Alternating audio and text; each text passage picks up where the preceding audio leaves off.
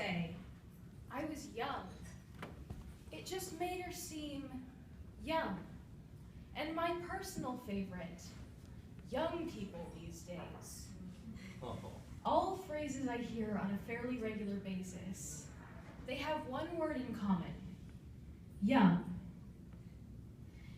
The literal meaning of the word young is having lived only a short time. However, like most words, when used in day-to-day speech, it carries a different meaning than just the one you'll find in a dictionary. To describe someone as young is to describe them as immature, unintelligent, and unprofessional. To describe someone as young is to describe them as less important. However, these new meanings have not eclipsed the old meaning of young. To be young still means to have lived only a short time.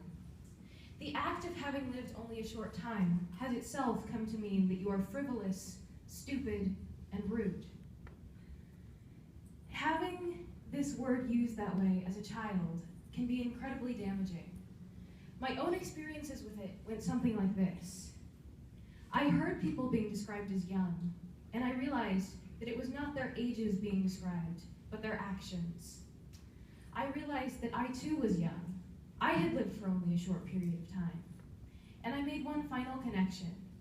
If I was young, and this is how the world saw young people, then I too must be immature, unintelligent, and most of all, unimportant. For if adults, the people who lived in the big scary world of taxes and driving and everything else that I had yet to understand were saying this, then it must be true, mustn't it? As I grew older, this original idea at the back of my mind began to develop. I was no longer a child, but a teen, trapped in the gray area between childhood and adulthood, and treated like it. My age defined me as not yet old or mature enough to be an adult, but not young or immature enough to be a child. I was expected to take an interest in the adult world, but not to live in it just yet. During this time, I heard conversations between parents when their children weren't there. Conversations about such things as how they didn't understand how to make their children obey them, or how they didn't like the way their children were presenting themselves to the world, or just how annoying their children were. In reply to these complaints came casual, half-joking suggestions of violence and disciplinary methods to make children obey their parents. Through these conversations and such comments as the one parent who described their children as their own personal servants, it became clear to me that children are seen less as humans and more as dolls, there for their parents to position and do with as they like, their only purpose to serve as objects for the social presentation of their parents. As a teen hearing these conversations, many of which were about teens, I was horrified. I thought of myself as a person with life and feelings and a story, just like anyone else. But here were these parents talking about a group I was a part of, a group they were supposed to be taking care of, as though we were a different species. And I thought to myself, why would I trust someone who thinks the only way to make me listen to them is through violence and intimidation?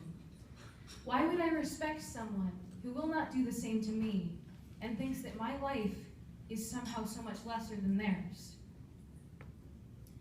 When I was 15, I had friends ranging in age from 3 years younger than me to 3 years older than me. I had the same conversations with the friend who was 12 as the friend who was 18. The same political discussions with the friend who was 12 as the one who was 18. The same silly, light-hearted discussions with the friend who was 18 as the friend who was 12. And then I began to question why it was that age was supposed to define your maturity and your intelligence. Why, when you turn 18, you're an adult and have to act with maturity and be withdrawn. While when you're a child, you're supposed to not care about the things going on in the world around you, and your only worry is supposed to be having fun. Maturity, intelligence, and good decision-making skills are things that we often associate with age. But age is not what creates them. Experience is what creates them. And if permitted, experience can come at any age.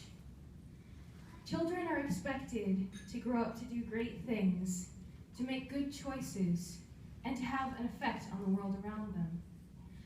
But how can we expect these things of them if we do not allow them to make choices, have their own opinions, and affect their world on the small scale while they are still young, before we throw them out into the world at large?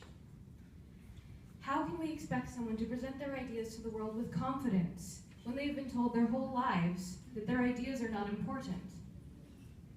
What magical change do we think happens at the age of 18 that you suddenly forget everything that someone has ever told to you and get a fresh start? If you've been told your whole life that your ideas and your feelings and your opinions don't matter, or that no one has time for them, that won't change just because you turn 18 and you're an adult now. All these things have been going through my mind for the past few months, and I must confess, they're closer to me than you might think. I'm 15.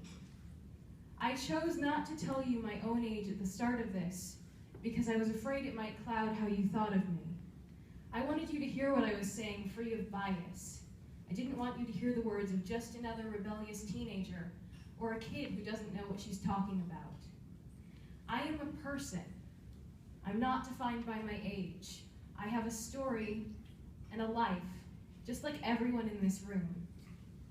Children may be young, but they are just as human as everyone else, and they deserve the respect that comes with that. Thank you.